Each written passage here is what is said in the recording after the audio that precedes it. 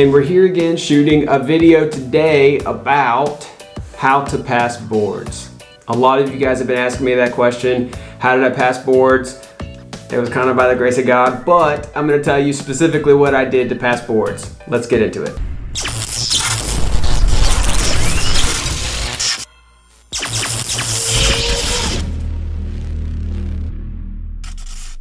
Winter of third year is when they tell you to go take the C exam. Now the C exam, is spelled S-E-E, is self-evaluation exam. This is an exam created by the same people who create the board exam, which is the CRNA. That's the organization that creates boards, and they also create the C exam. The C exam is 4 hours long, and it's pretty much board questions that were used in the years past that they've retired. So they're not using those questions anymore, so they put them in the bank for the C exam. So you go and it's $250 to take the C exam. And my program, and a lot of programs do this, they require you to take the C exam and they require you to make a certain score on the C exam. So if you go in, we had to take it before January of our third year. And you had to make a 425 or higher, which a 425 or higher statistically correlates to a very high percentage of first pass rates. So statistically they've done research that says if you make above a 425 on the C exam, you are very likely to pass boards the first time you take it. So that's why my program says, hey, you've got to make a 425 or higher. We will not graduate you if you cannot make above a 425 or higher on the C exam. So very stressful, very hard exam, very long exam. It's very much similar to boards. And the other thing is we took it 6 months before graduation. So when you're preparing for boards, we still had 6 more months of pretty intense preparing for boards that we were going to do before we, took the C exam. So I went in, I studied a good bit before the C exam, went in, took it, really stressed out, really stressed me out. It's a hard exam, and it's also hours long. There's a thing that you get, like testing fatigue. After you've answered so many difficult questions over and over and over again, your brain just starts to kind of become like oatmeal, and you don't think very clearly anymore. You're not processing things, and you almost just get so tired, and you've got to pee, and you have no scheduled breaks. You have 4 hours to take it, and there are no scheduled breaks. So you're not supposed to get up and go to the restroom or whatever. And if you do, time is clicking down on the clock on your exam. So anyway, stressful time. I took it. I made a 416 or a 417. I can't remember, but it was somewhere. It was right there in that region, which was below the benchmark for what the program said they wanted us to have. So that means you have to retake it. You have to pay another $250 and you have to retake it. And now you potentially could retake this C exam 8 times. And my program, along with a lot of other programs, don't really care how much it costs you or how many times you have to take it. They're not going to let you graduate or continue on if you can't make above this certain score. So I had to study again. Along with most of my classmates. Most of us had to retake the C exam a second time. A handful of us took it 3 times, and there was a couple who I think took it 4 times to make above a 425, which is a pretty high score. It's a pretty good score to make above 425. So anyway, I studied again. I studied about 3 more months, and I retook it in early April, and I made like a 433. So then I was like, good, I didn't have to take it anymore. I was done at that point. Big sigh of relief. That was a huge burden off my back to be done with the C exam. And then the next step for what the program did for us is also in April, it was mandatory, we all had to go to Valley Review, which the Valley Review course is it's like $800. And then they also made us purchase a book. Our program made us purchase like the Memory Master book, which I think was like another $200 or something. I want to say it ended up costing me like $1,000 for the weekend for Valley Review. So it was also in downtown Nashville, so you had to get a hotel room in downtown Nashville or somewhere around Nashville. and Nashville's super expensive, so you pay for the hotel room for a couple nights. It ends up being quite an expense to do the Valley Review weekend. But I will say, I liked the Valley Review weekend. I did like the guys who were the speakers. They're the same two guys who always speak, and I'm blanking on their names right now, and I apologize. I really like them. Very personable, cool guys. Very smart too. They're practicing. Well, one is a practicing CRNA. Another was like a physiologist who also teaches in a CRNA program, teaches like the core sciences and stuff. Very smart guys. And they break down, it's essentially 3 days, like Friday, Saturday, Sunday. You are going to be in there from like 7 a.m. to like 6 p.m., I think, each of those days.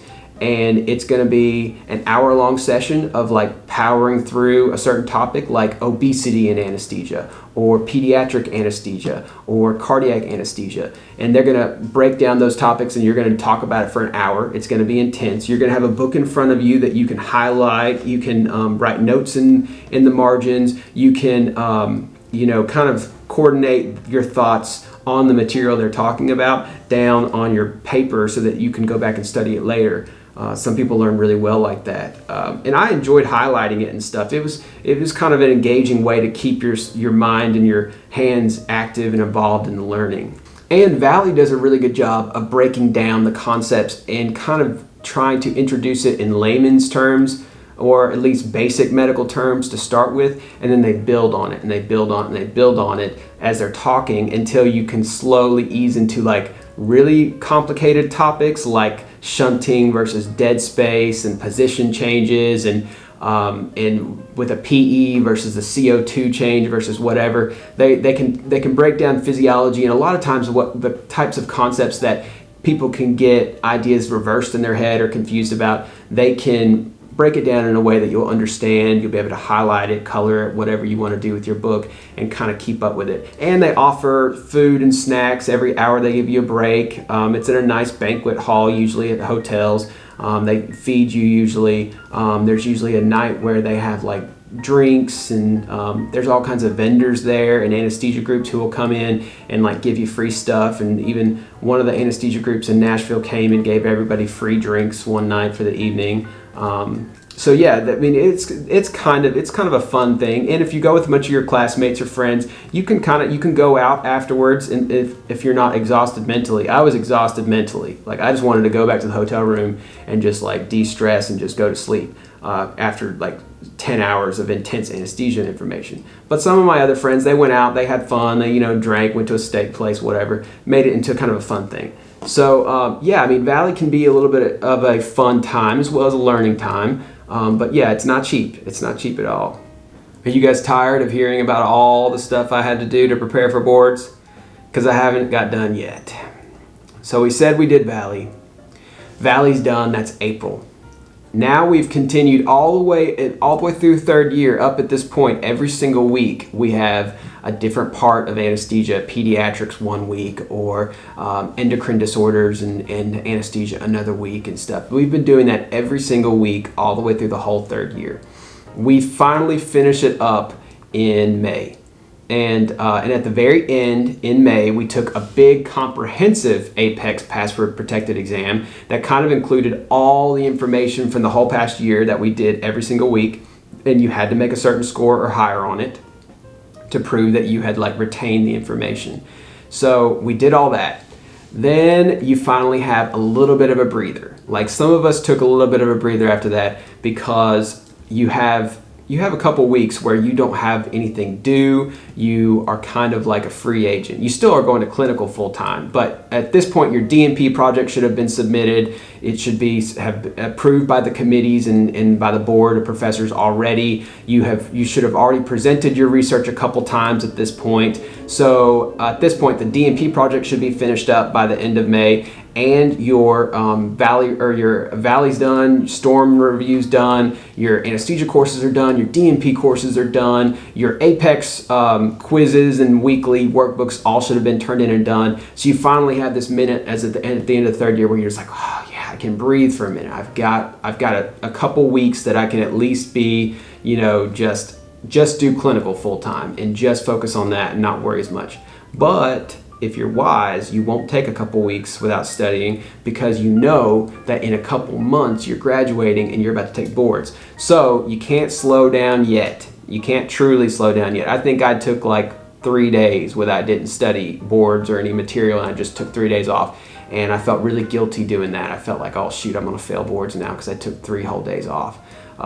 So took those days off, jumped into going back and reviewing the material myself. Now this is when you have to become self-motivated. This is when your professors and everybody who's in charge of like making you study and do things to learn, they've done all they can do for you at this point. Now it's up to you. Now you have to figure out, what way do I learn best? What way will I retain this information best? How am I going to pass boards personally? Because it's up to me now, because I'm heading down the path to graduation soon. Once you graduate, you're not their problem anymore. The program's hands are off you. They have no control over you, and it'll be after you graduate that you go take boards. So it's essentially, you need to be a big adult person who's figuring it out on your own. So this is the point where you have to decide, how do I learn best? I'm going to tell you how I learned, and you can take that for what you will. It might help you, it might not. So take it with a grain of salt and decide what works well for you. Now, what I did, I already told you we did the workbooks. We've done so much material up until this point. The one thing I had not done yet is I had not audio recorded the Apex modules. So I went through, and from May and June and the probably the first week of July, I spent every week, every day, just going through the material. And I mean, if you have Apex, you know, if you've ever gone through all of Apex, how much material it is. I spoke every word of Apex in every module for a month and a half, I guess, 2 months. And I recorded them and I broke them down into different modules of what each material was about, and then created MP3 files and put it on my iPhone. And then once I had created all that material, not only am I learning because I'm reading the material, I'm speaking it into a microphone, I'm hearing it out around me, I'm hearing the material spoke, but then once you're done with all of that stuff, you can put it on repeat, like while you're washing the dishes, while you're at the gym, you're walking your dog, when you're doing anything around the house, or whatever you're doing, you can have that stuff playing in the background. You can have it playing while you're sleeping. You can saturate yourself in board material. And if you want to record Valley too, like you could read the Valley book and record that back too, and record yourself speaking all that material if you prefer the Valley material or whatever. It doesn't matter, or even some of the textbooks. It's the whole auditory component that I'm really getting at here, that a lot of times schools have not tapped into yet at this point, and it's probably the last area of learning that they've not tapped into yet. So now we're incorporating that audio component. And the last month of our schooling in July, we actually don't go to clinical anymore. We've completed all of our clinical requirements. And now in July, we just have to show up on campus and sign in and be there from like 8 a.m. until like 4 p.m. each day. And we just have to be there somewhere on campus studying. They don't really care how you study or who you study with or what you do to study. They just want you studying. So what I did is I took a lot of my recordings that I had been recording up to that point, and I would listen to them. I would walk around campus and listen to my lectures. I would write them down on whiteboards sometimes. I would get into study groups and I would talk to other people and listen to what their little tips were for how they memorize certain things. We talked through difficult information and difficult concepts to kind of figure out, like, if I was approaching an issue or a pathophysiology problem and I wasn't approaching it correctly, or maybe I was approaching it a little bit in a more difficult way than what was necessary, maybe a buddy of mine could be like, hey, I'm going to break it down for you in a more simple way. So that's one tip that you can go forward with, is utilize your friends. At this point, you guys have all studied the material so much. You all are super smart. You all are going to be really full of information at this point. So get with your friends and talk about some of the topics, and talk about some of the things that you're learning and what each of you may be struggling with, and you can help each other out and grow in the learning process with each other. And it makes it a little more fun too. And then we did that all the way up until the graduation day. And then that begins a whole different chapter, which I'm gonna have a whole different video about the actual like last week before boards and the taking boards, the process of what it was like, and you know, kind of the emotions behind it and all that kind of stuff, because that's like a whole topic amongst itself. This video is really all about like 3 years of preparing up until boards and what you do to kind of get ready for boards. And so this is like the meat and potatoes of it. So let me know, guys, down in the comments below how you prepared for boards, or if you're in school now, how you're thinking you're going to be preparing for boards. And hopefully I haven't scared anybody off who's looking at going to CRNA school and thinking, you know, this is way too much work, or you know, they had to study that many years just to be prepared for an exam. Well, one part of it's the exam, but another part of it's studying for years to be, you know, full practice independent anesthesia provider. You know, it takes a lot of studying and a lot of, you know, time to commit to that. So if you guys want to watch some of my other videos, you can click over here or right here. You can click that subscribe button, hit that notification bell, and that's Bolt out.